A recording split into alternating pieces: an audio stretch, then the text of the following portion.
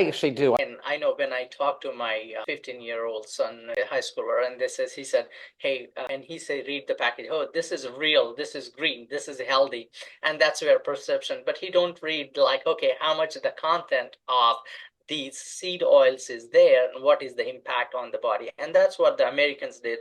They are doing like, oh, this is written as a healthy, real, natural, and kind of it's hijacking your senses and you are following that 100% and using those products. But when you see this kind of real versus unreal study or how much we have to believe, and that happened to the omega-3 fatty acids, and that's true. Some people say, hey, omega-3 is really helping for me, for my kind of cardiac stuff, and some 50% saying, oh, no, it's a garbage, don't use it. And then the question is, hey, is your body's enzyme to process omega-3 is working? Oh, I don't know. And that's the kind of reaction of the kind of in the population study. And so I guess the bottom line, bird's eye view, but bottom line on seed oils for you guys. I mean, do you come down clearly on the side of seed oil consumption should be minimized because you think the evidence is compelling enough to really warrant that conclusion? I actually do. I think you should start looking at your labels and realize that how much seed oil you have on your shelves and how much is going into your mouth. So if you go to Super Bowl Sunday, you're gonna get a boatload of seed oils, right? From the chicken wings, with not seed oil, but from omega-6s, let's say, from the chicken wings to the chips to the dips, just loaded with seed oils.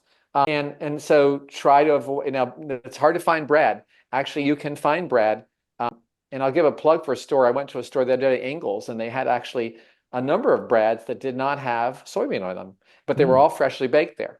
And I've seen some at our local store here that uses olive oil. Crackers, when you buy crackers, it's very hard to find crackers that aren't loaded with, some kind of seed oil. But you can find. They're often more expensive, but that's another choice. Pies, cakes, cookies, same thing. You have to look at all that, cereals, all those things. So just start making label choices, reading the labels. There's a label app that I found. It's called Bobby Approved. It's free, BOBBY approved, and it scans with your phone the label. So you can just scan any label. I think it's the barcode on the label has all the information, the food label, and it will say Bobby approved or not. And often the disapproval comes because there's a seed oil in the product. So it's actually very easy to find it because you can't read these labels sometimes. They're so small. But you scan it with this web app or phone app. You can, again, it's free to download. So I would suggest something like that.